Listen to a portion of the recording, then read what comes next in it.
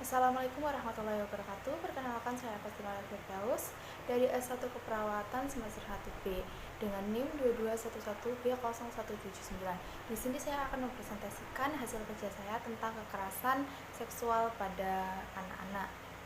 Apa itu pelecehan seksual? Pelecehan seksual adalah setiap tindakan seksual terhadap seseorang tanpa adanya persetujuan dari pihak yang bersangkutan. Sedangkan kekerasan seksual terhadap anak menurut L. Prostitution in Asia Tourist International merupakan hubungan atau interaksi antara seseorang anak dengan seorang yang lebih tua atau orang dewasa seperti orang asing, saudara kandung, atau orang tua di mana anak dipergunakan sebagai alat atau objek homoseksual. Pelaku perbuatan dilakukan dengan pemaksaan, ancaman, suap, tipu daya, dan tekanan. Adapun bentuk pelecehan seksual meliputi pemerkosaan, pemaksaan kehamilan, pemaksaan aborsi, intimidasi seksual, pelecehan seksual, pemaksaan kontrasepsi dan sterilisasi, eksfoliasi seksual, penyiksaan seksual, perdagangan manusia dengan tujuan seksual, prostitusi paksa, praktik tradisi bernuansa seksual, penghukuman bernuansa seksual, pembudakan seksual, kontrak atau kontrol seksual, dan pemaksaan perkawinan.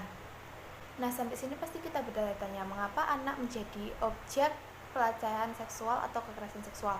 Yang pertama adalah anak dianggap lemah, tidak berdaya, dan berketergantungan pada orang yang lebih dewasa. Dan kenapa ketika terjadi pelecehan seksual anak cenderung merahasiakan dan tidak melapor? Hal ini dikarenakan adanya ancaman, rasa malu, dan menganggap hal yang terjadi pada dirinya adalah kesalahan atas dirinya sendiri dan takut tidak dipercaya. Adapun dampak-dampak yang akan muncul ketika anak mengalami kekerasan seksual dibedakan menjadi dua, yaitu dampak psikis dan dampak fisik. Pada dampak psikis ini biasanya anak mengalami rasa takut, stres, cemas, rasa bersalah pada diri sendiri, dan lain-lain.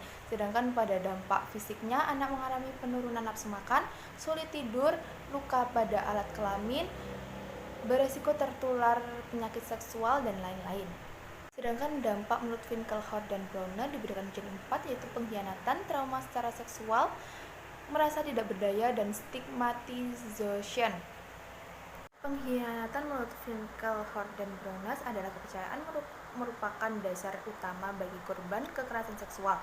Bagi seorang anak, memiliki kepercayaan kepada orang tua dan kepercayaan itu dimengerti dan dipahami. Namun, kepercayaan anak dan otoritas orang tua menjadi ancaman tersendiri bagi anak.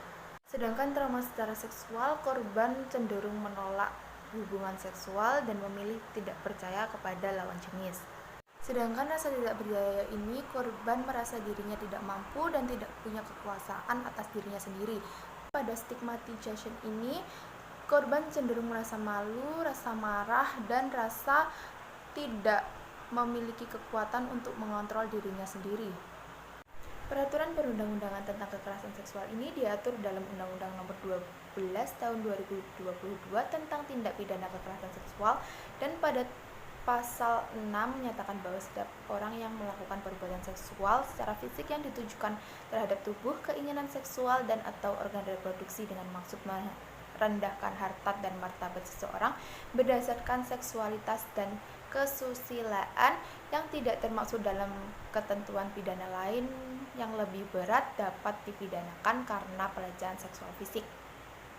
Sekian video presentasi dari saya. Bila ada kesalahan dan kekurangan mohon dimaafkan. Billahi taufiq wal hidayah. Wassalamualaikum warahmatullahi wabarakatuh.